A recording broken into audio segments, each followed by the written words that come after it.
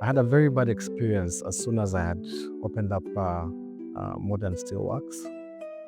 I encountered a friend who I thought had the same values I did, and he manipulated me. And I say, he came as a person that was very good at sales and had a history of being a good salesperson. And he convinced me to loan him goods that he would be able to sell and be able to pay me back. So, with a trusting heart, I offered him the goods, which he accumulatively ended up not paying. It was about 50 million. With having such a loss, it affected my relationship with the bank. It affected my relationship with my suppliers. It totally drew me back to not having almost anything. So I had to start afresh, and there's nothing more painful looking at how far you've come to be taken back. It wasn't easy, I must admit. I started by going to South Sudan.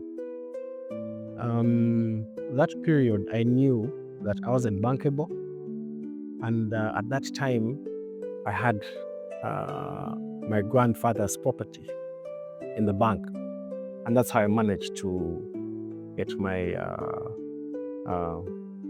facility. So I knew I had a lot weighing in on my shoulders, so I had to find a way to pay. So I went to South Sudan 2014.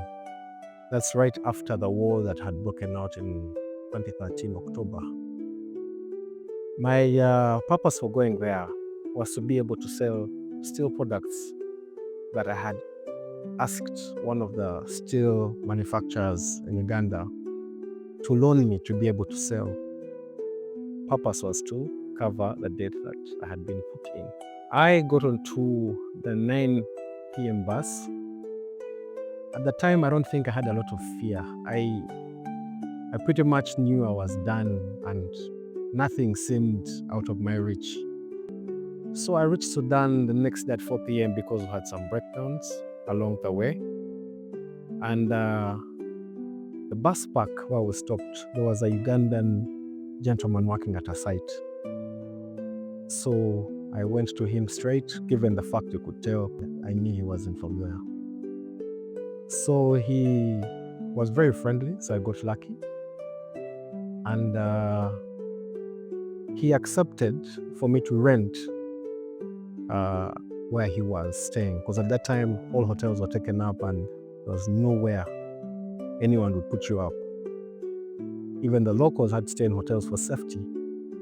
So I took it as an opportunity, and I think, if I'm not mistaken, he was charging me 50,000 Sudanese pound per night. I think at the time, if I'm not mistaken, it should have been about 30,000. Yeah, and I mean, where we stayed, he had about 4 other people, and he was staying in the same place with his wife. And there was a border and a fridge, because it was, I think, 5 by 4 iron sheets. It wasn't like bricks and mortar, it was iron sheets, an iron sheet house with mud. So the mattresses are cut. They're not the normal size that we have here. They're cut to be able to fit. So that's what we're paying for. That's what I paid for.